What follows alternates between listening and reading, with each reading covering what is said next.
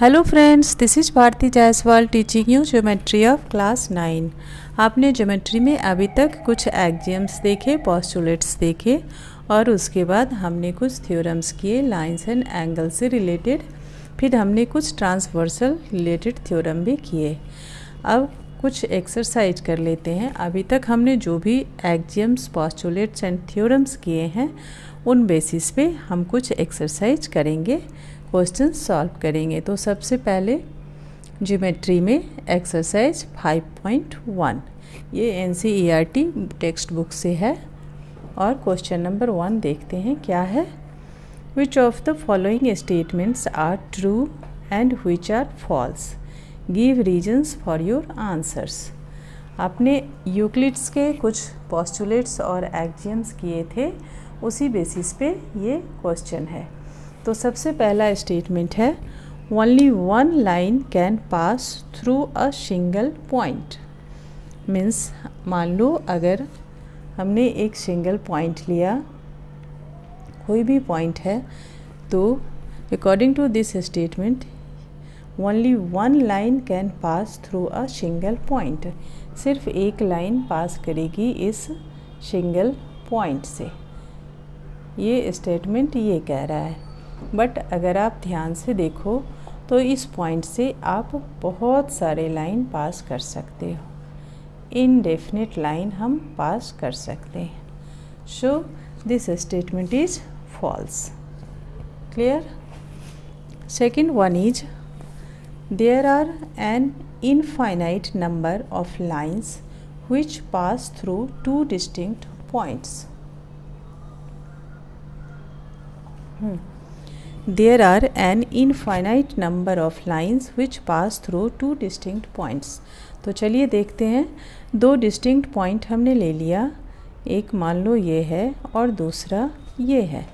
तो आपने अभी ऊपर देखा या इसमें भी देखो, एक सिंगल पॉइंट से हम बहुत सारे लाइंस पास कर सकते हैं। ठीक है, बहुत सारे लाइंस पास कर सकते हैं। आप इस पॉइंट से भी बहुत सारी लाइंस पास कर सकते हो, बट इन दोनों पॉइंट से होती हुई सिर्फ एक ही लाइन पास कर सकते हैं, one and only one line.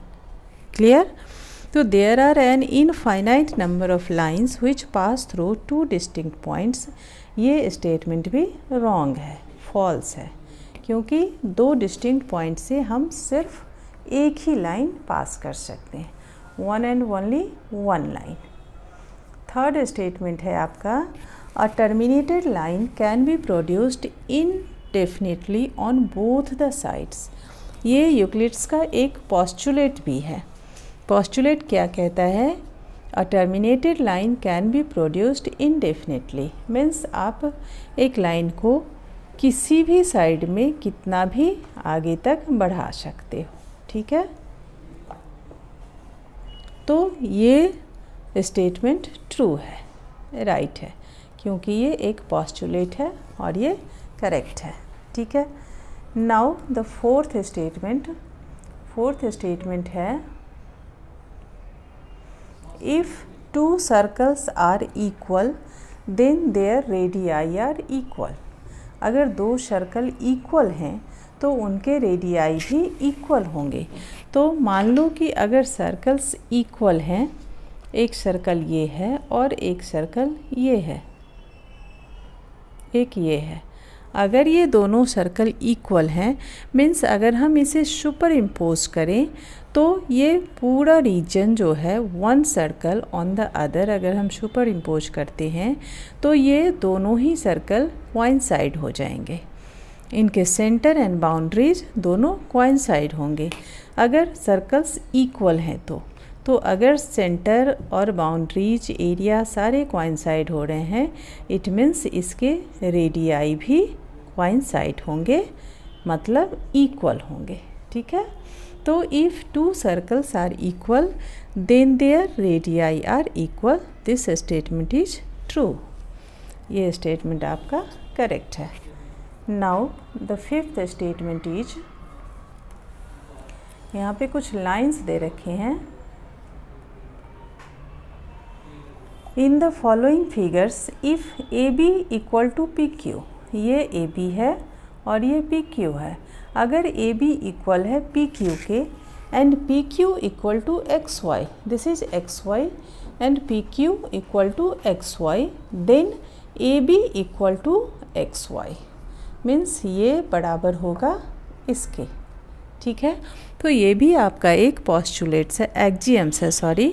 According to Euclid's axiom, things which are equal to the same thing, means ये लाइन इक्वल है इसके और ये लाइन भी इक्वल है इसके, means equal to the same line, both the lines are equal to the same line, that's why ये equal होंगे, ये लाइन इक्वल होगी इसके। ठीक है, तो according to Euclid's axiom, things which are equal to the same thing are equal to one another. Clear? अगर ये लाइन इक्वल है इसके और ये लाइन भी इक्वल है इसके, then this line is equal to this line. और यही कह रहा है ये statement, in the following figures if A B equal to P Q, A B equal है पी क्यू के and P Q equal to X Y, means X Y भी equal है पी क्यू के, then A B equal to X Y. तो हमारा ये statement भी true है। क्लियर? तो आज हमने एक्सरसाइज 5.1 का क्वेश्चन नंबर 1 सॉल्व किया। In my next video we will do question number 2। Thank you.